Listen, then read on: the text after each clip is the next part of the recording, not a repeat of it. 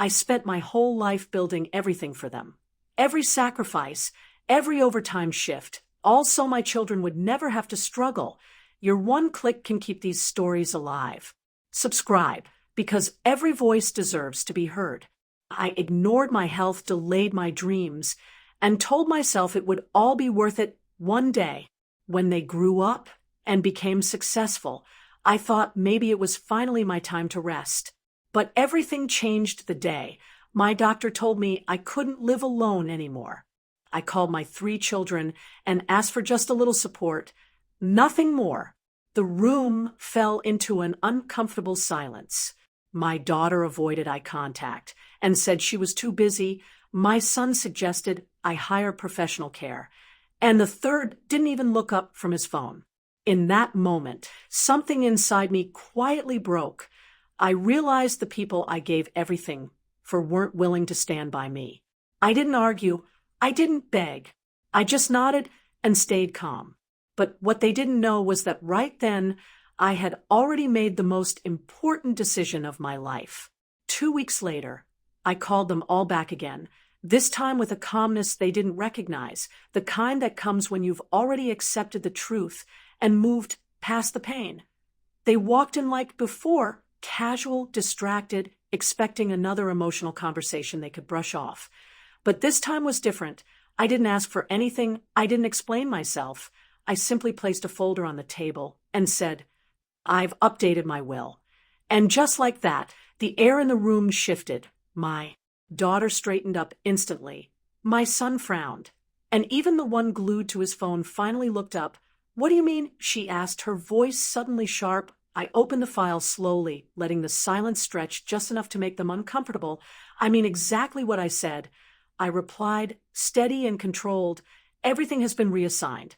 My son let out a short laugh, the kind people use when they think something isn't serious. "Dad, don't do this, you're upset," he said, but I shook my head. "No, I'm clear," I said, locking eyes with him.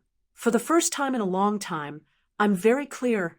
Their expression started to change, confusion turning into unease, unease slowly turning into panic. "So, what, you're just cutting us off?" My other son asked, his voice rising slightly. I leaned back in my chair, completely calm. "I'm not cutting anyone off," I said quietly. "I'm simply giving what I built to someone who actually showed up." That's when it hit them. You could see it in their faces, that sudden realization that this wasn't an empty threat, that something real had shifted beyond their control.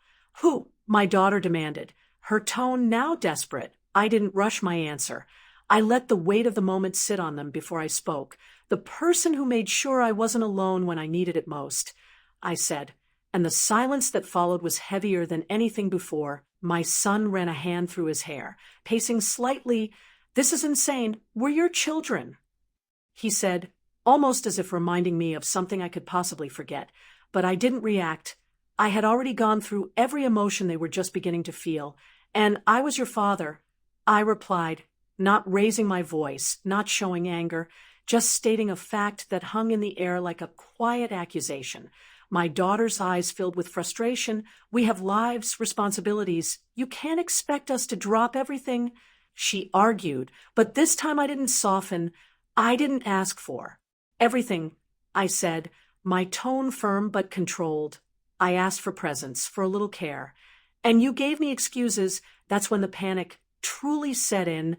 They started talking over each other, trying to justify, trying to rewrite the past few weeks like it was a misunderstanding instead of a choice. "We can fix this," one of them said quickly. "We'll arrange something better. We'll visit more."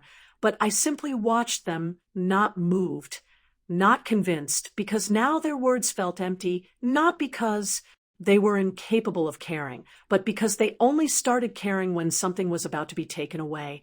And that's when my daughter's voice cracked, slightly as she asked, "So that's it? After everything, you're just giving it all away?" I looked at her for a long moment before answering. After everything, I finally learned who was really there.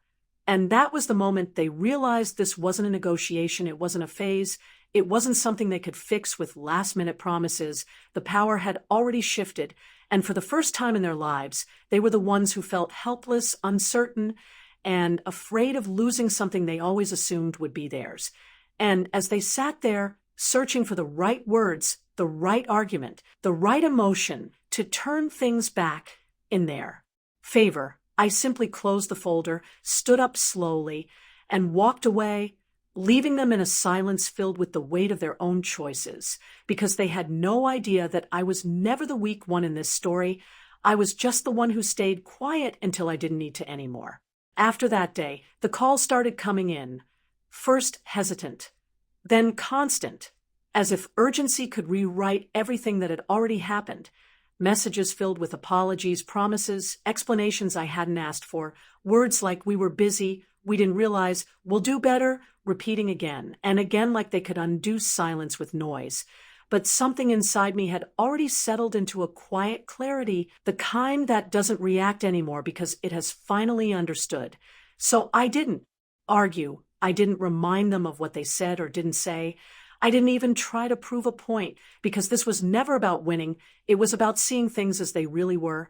And once you see that you can't go back to pretending, I moved forward with my decision, not out of anger, but out of respect for myself, choosing a place and people who didn't treat care like a burden or presence like an obligation. And for the first time in a long while, life felt lighter, quieter, real.